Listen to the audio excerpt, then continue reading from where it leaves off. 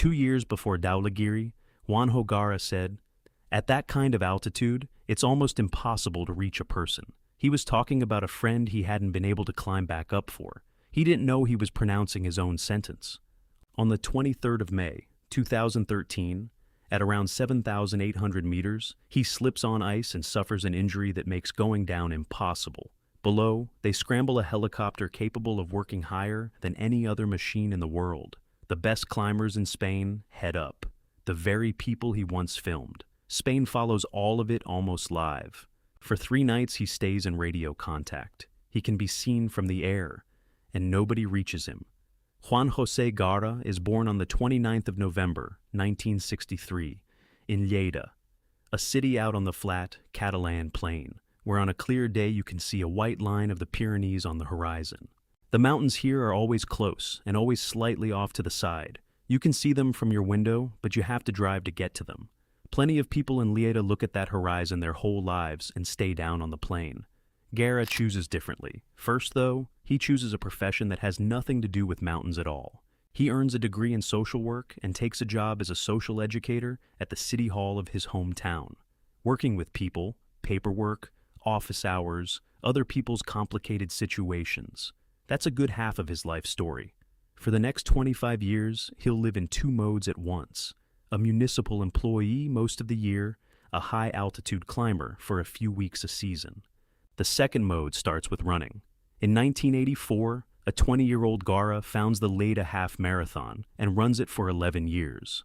Not as a competitor, as the organizer, the course, the permits, the volunteers, the timing. Almost 40 years later, that one detail will turn out to matter. But back then, it just looks like the hobby of an energetic young man. Alongside it, he takes up mountain running and ski mountaineering, 2 disciplines built entirely on the ability to keep going for a long time and not stop when it gets hard.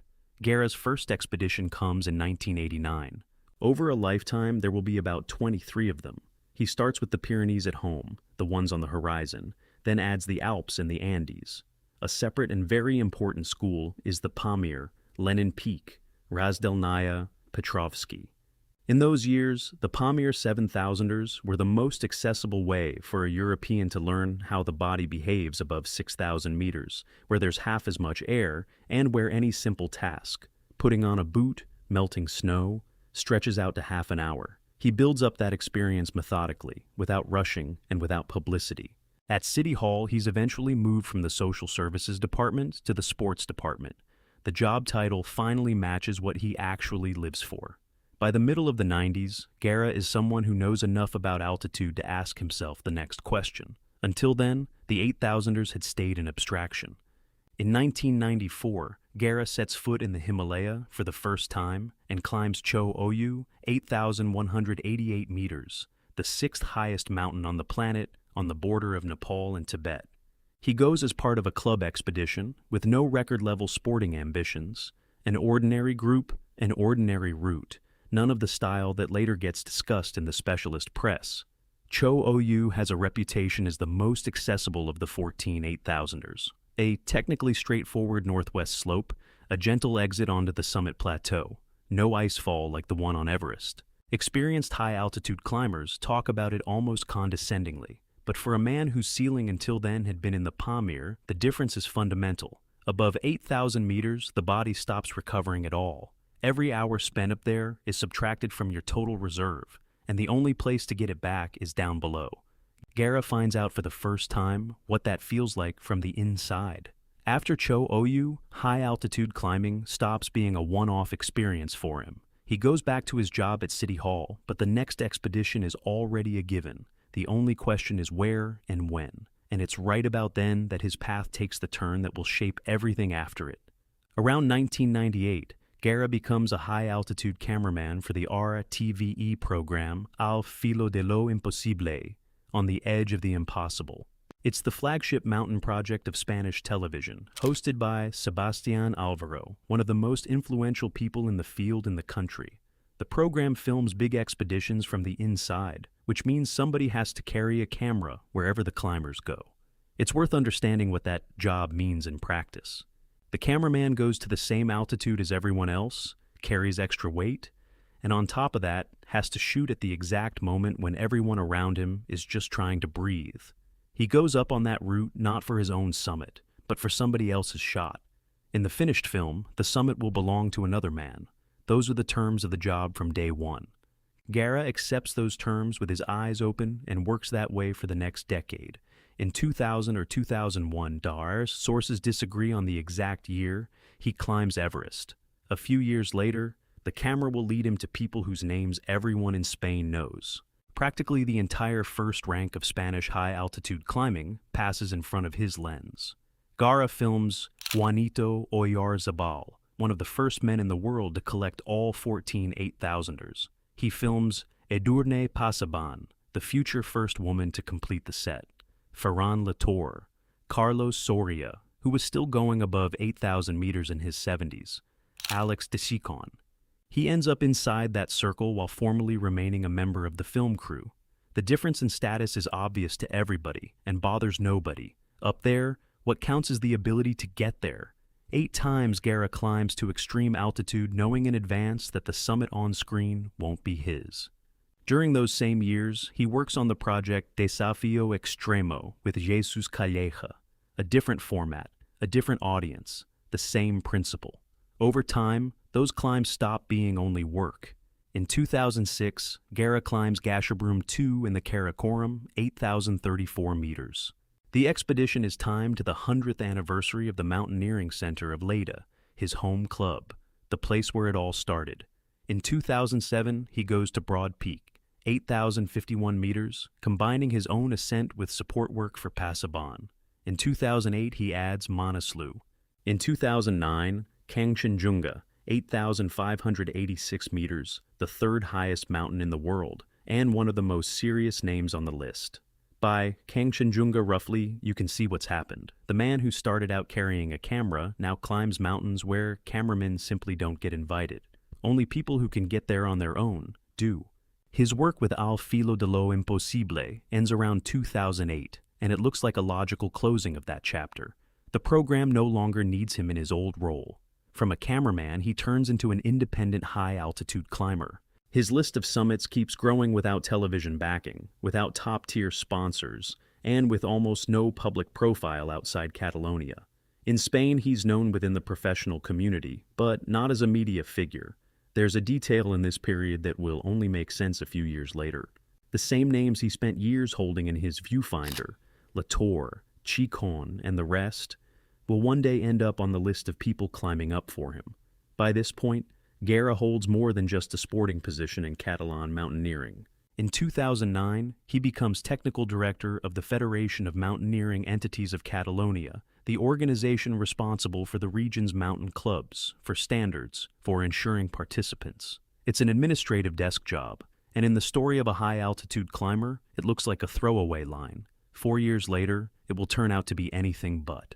In 2011, he goes to Lhotse, 8,516 meters, the 4th highest mountain in the world, Everest's neighbor along a shared route almost all the way to the top. His partner is Manuel Gonzalez, known as Lolo. Their rope team comes together right here, and it will hold until the very last day. At around 8,000 meters, Gonzalez runs into an emergency. Other members of the expedition get him off the mountain. Garra can't take part in that. At that moment, he simply doesn't have the reserves left to climb back up. Later, he talks about it in an interview plainly, with no attempt to soften it. He was crushed because he didn't have the strength to go after his friend. The wording deserves to be heard exactly. Not, he was too late. Not, circumstances wouldn't allow it. He didn't have the strength. Above 8,000 meters, a person spends nearly the entire reserve just on existing. And as a rule, there's nothing left over for a second person. Out of that experience, Garra draws a conclusion, and he says it out loud. Help at that altitude is almost impossible. Not difficult, not requires preparation. Almost impossible. He says it as a professional who knows what words cost, and as a man who has just confirmed it for himself. That same year, back home, he wins the veterans category of the Lleida Half Marathon, the very race he founded 27 years earlier as a kid. At 47, he's simultaneously racing for a time through the streets of his hometown and working at 8,000 meters in the Himalaya. That combination is rare, even among professionals. And on the mountainside, nothing is over. Out of the partnership with Gonzalez that survived Lhotse comes their next joint project.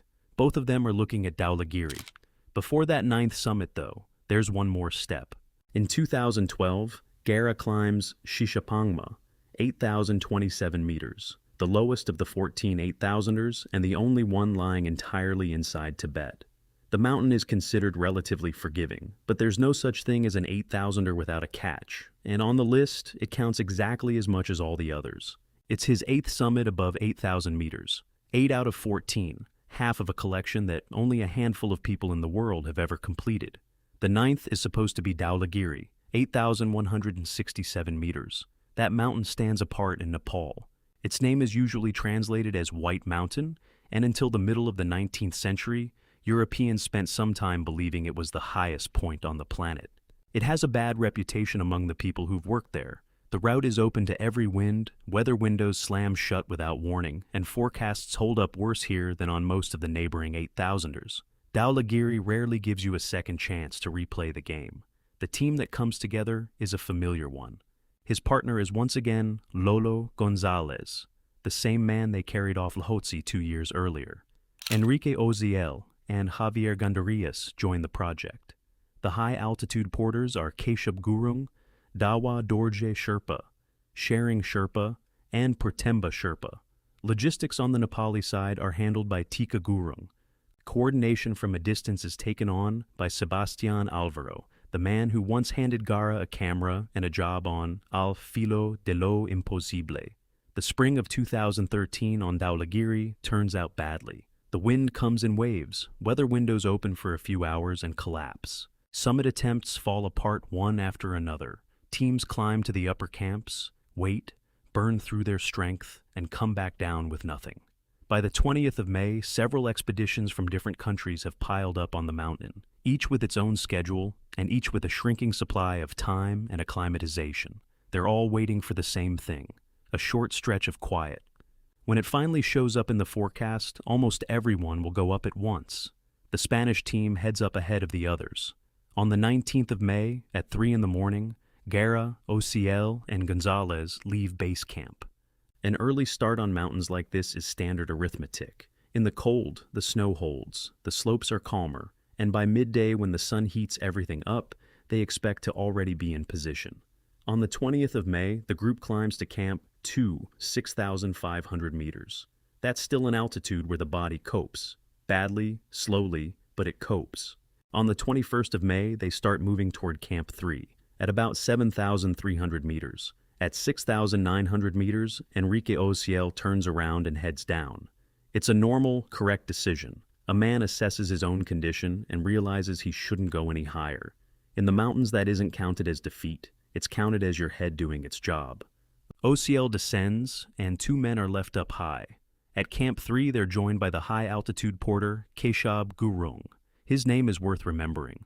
On the 22nd of May, the summit push is postponed by a day. The wind is holding too strong, and going out onto the upper part of the route in those conditions makes no sense. That delay is expensive. Camp 3 sits at 7,300 meters, an altitude where the body doesn't recover at all anymore.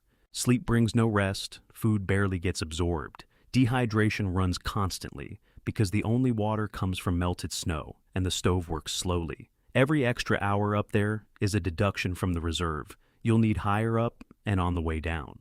Climbers call that kind of waiting the most expensive time in an expedition. You're doing nothing, and you're still paying. Garra and Gonzalez spend a full day there. The tent, the wind on the fly, thin air where even a conversation takes effort. The forecast finally promises a stretch of relative calm.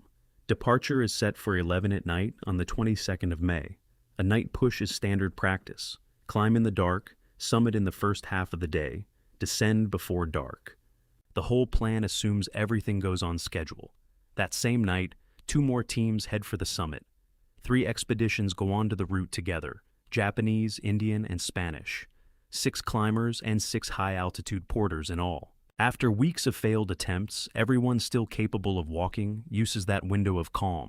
Garra moves, roped to Keshab Gurung. The rope between them is short, about 3 meters.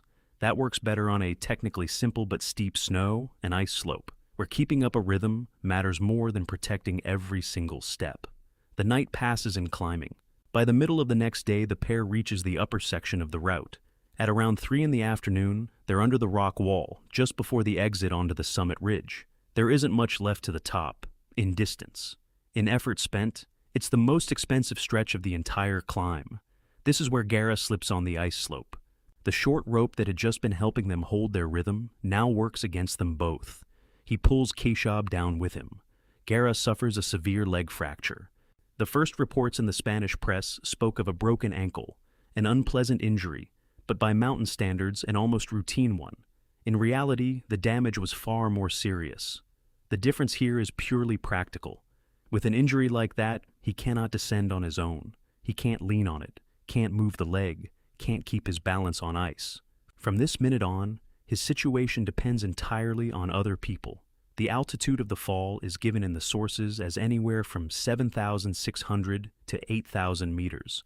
Nobody ever established the exact figure. The question of the summit deserves a separate mention. The first bulletins that went around the world claimed Garra was coming back down from the summit of Dhaulagiri. The detailed account put together by his teammates places the fall below the summit ridge, meaning he never reached the top. Gonzalez will later say it outright. Nobody summited that season. The Himalayan database, the main statistical archive for the region, lists every participant of the spring of 2013 as having failed to reach the summit. He's at an altitude where time is counted in hours, and he's away from camp. On a map, the distance to Camp 3 looks small. With a leg that doesn't work, it becomes impossible. Garra can't cover it. 2 healthy men can't drag a third across a slope like that, at an altitude like that. Nobody would have the strength. Lolo Gonzalez heads down for help and doesn't make it in time. He spends the night at around 7,500 meters with no tent and no sleeping bag. In climbing, that's called a cold bivouac, and on an 8,000er, it's considered an extreme test even for a healthy man. He sits on the slope until dawn. Keshab Gurung goes back to Garra and stays with him. That decision is worth looking at on its own. A porter isn't obliged to stay. He could go down to camp, where there's a tent, a stove, and oxygen, and that would be considered a sensible thing to do. Instead, he climbs back up, to a man he can neither carry down nor heal, and sits beside him on an open slope. He will be there with him the entire time they wait. For all those days there is a human being next to Garra, and that changes the usual picture, in which the story tends to get retold as a solitary wait on an empty slope. There was no empty slope. The first night passes with no water, no food, and no supplementary oxygen. There's no stove, which means there's no way to melt snow.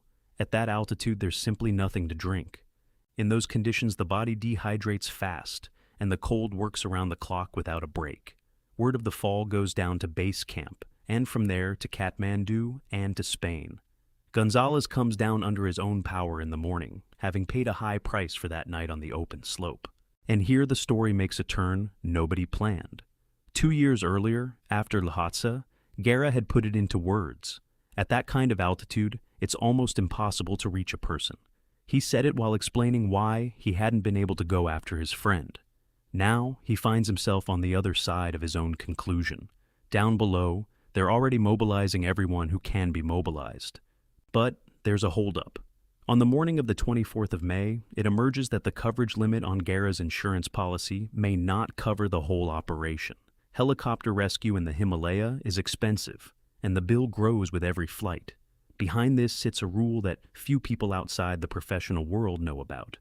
A flight at that altitude cannot begin until coverage of the costs is confirmed. That's how the system works in Nepal. It isn't one person's decision, and it isn't anyone's ill will. It's an administrative procedure that every evacuation goes through. Alex Tarsikhan steps in to sort the question out. The same man Garra once filmed on the 8,000ers. Around midday, the funding issue is closed. The total sum mobilized comes to 94,414 euros. It's raised by the very federation Garra had been technical director of since 2009. That administrative line in his biography turns into the reason the money is found quickly. But midday on the 24th of May is already the second day since the fall. At 4 in the afternoon, the helicopter reaches base camp. Because of the wind, the machine only gets as far as Camp 2, 6,500 meters. 3 porters with food, oxygen, and clothing are dropped at around 6,300 meters. The distance between them and Garra is measured vertically, not horizontally. More than a kilometer straight up a slope, you have to climb on foot, carrying loads in thin air. At that altitude, a vertical kilometer isn't an hour's walk. It's a full day of work. That same day, on that same mountain, contact is lost with the Japanese climber Chizuko Kono and the Nepali guide Dawa Sherpa. Over those 24 hours, Dhaulagiri stops being the site of one emergency. Now there are 2, and both at extreme altitude. The wind doesn't drop by evening. The helicopter goes back down. Up high, the second night begins. The following morning brings the first good news in 2 days. At 12:45, Garra comes on the radio. He speaks.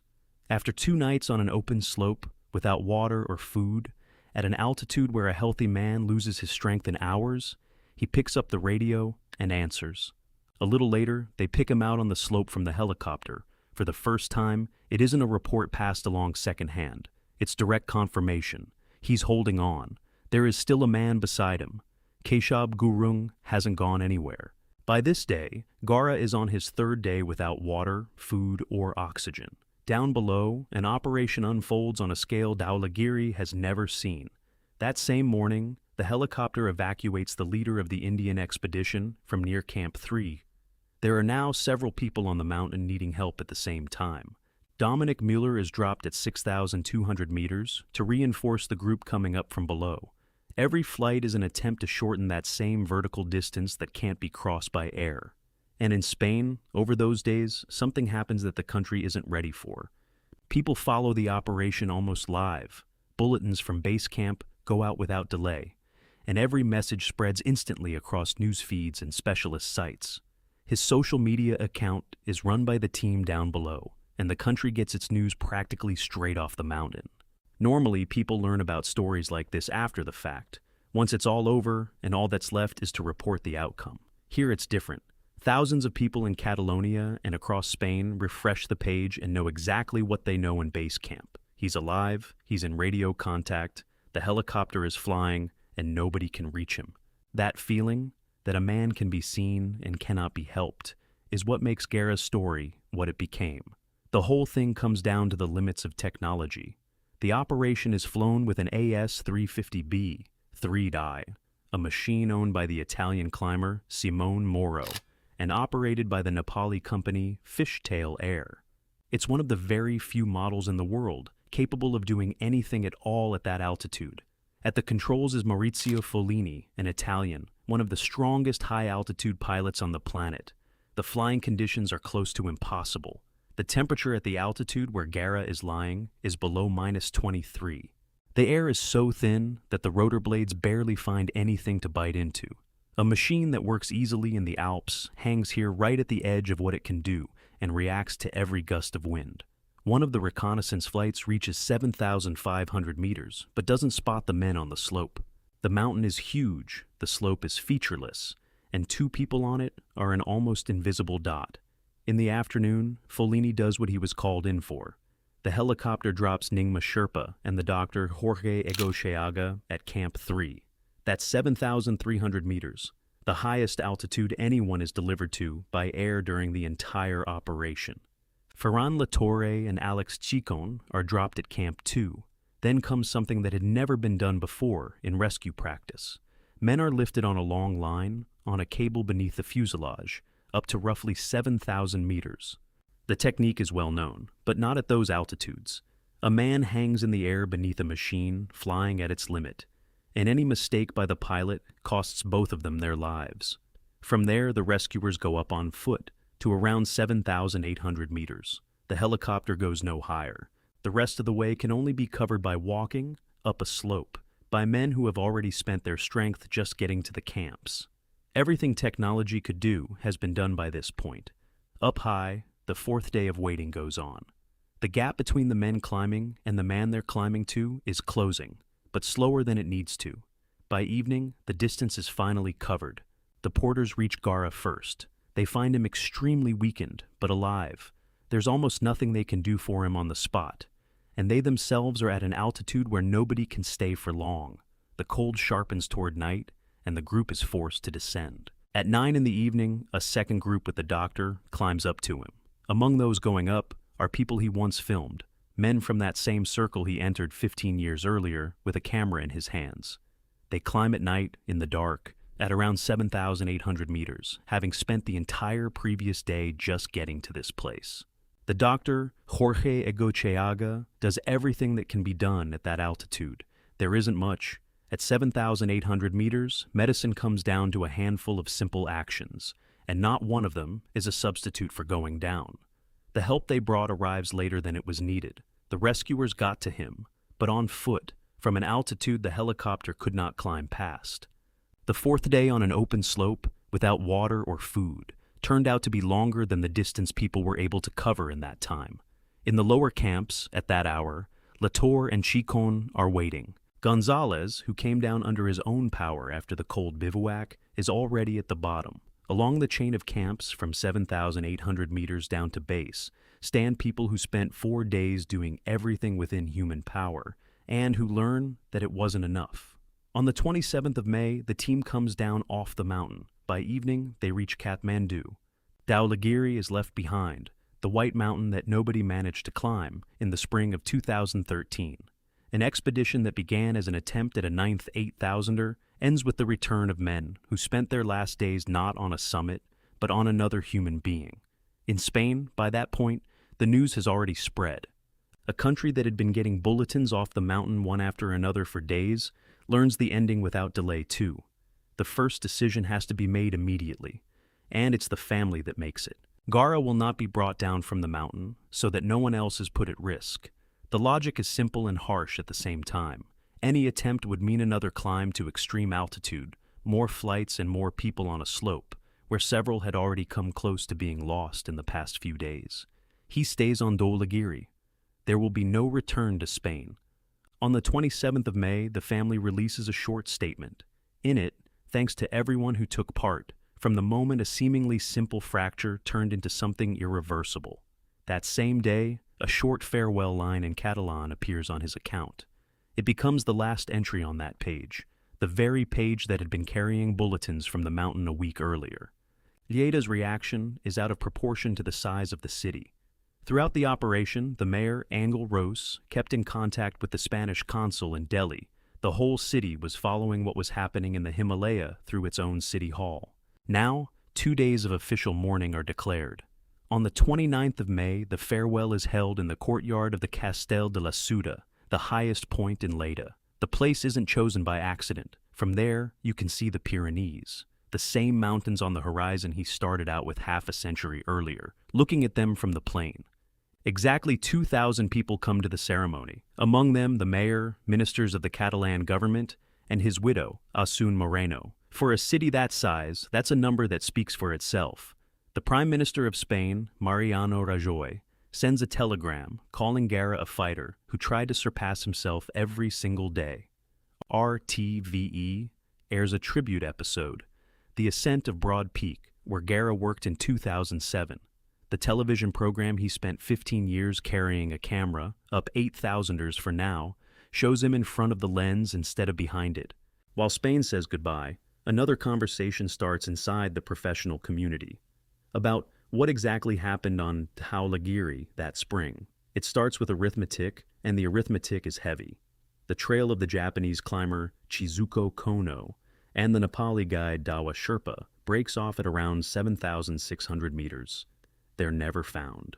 Lolo Gonzalez, the only one of the Spanish pair who came back, sums up the whole season. When the good weather came, 12 people went up for the summit.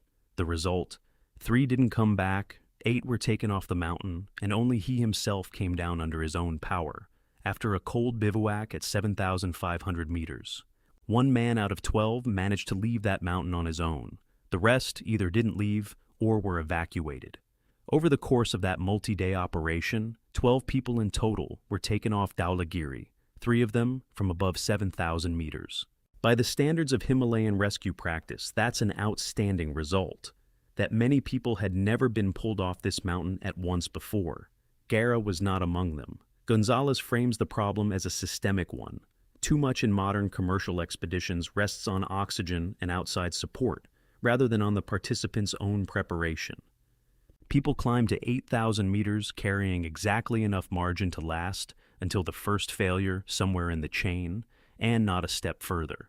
As for Garra himself, the outcome comes down to three factors: extreme altitude, which the helicopter physically cannot reach; wind, which closed off even the marks the machine could handle in calm weather; and the time lost on confirming cost coverage on the second day.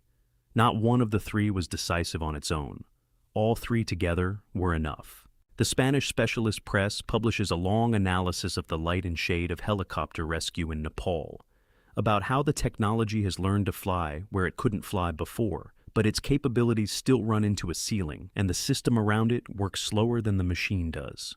The Nepali side never publishes a single official conclusion about the case. After that season, the question of the limits of high-altitude evacuation stops being theoretical. In Leyte, ever since, the Mountaineering Center holds an annual memorial event. The same club whose 100th anniversary Garra once climbed Keshab 2 for. In 2023, for the 10th anniversary, they organize a run-up to the Tossal de la Moradia. Not a climb, not a memorial plaque, not a funeral ceremony, a run. The form the memory takes repeats what he started with, running through the city whose half-marathon he organized himself at 20 and ran for 11 years. The circle that began in 1984 closes, and one more thing remains: the sentence he said 2 years before Dhaulagiri. After Lhotse, explaining why he hadn't been able to climb after Gonzalez, Garra said that at that kind of altitude, it's almost impossible to reach a person. He said it as a professional who knew his subject, and he turned out to be right. 2 years later, a pilot flying at the absolute limit of his machine, a doctor who climbed to 7,800 meters on foot, and the Sherpas who reached him first did more than was thought possible. It wasn't enough. He turned out to be right, and he turned out to be the man it was said about. In 2026, RTVE airs a documentary, Rescate al Limite, about that rescue operation. It features Juanito Oyarzabal, Edurne Pasaban, Ferran Latorre, Carlos Soria, Sebastian Alvaro, Alex Chicon, and the pilot Folini, the people who were beside Garra over the years, or during the days of the rescue. They talk about those 3 nights on Dhaulagiri in May 2013, 13 years later. This story has one more turn to it, and nobody planned that one either. The man who climbed to extreme altitude 8 times for somebody else's shot, who spent 15 years carrying a camera to places where there was barely strength enough to breathe, and who knew in advance that the summit in the finished film would belong to another man, ended up in front of the lens of the very program he did all of it for. Only this time, he wasn't the one filming.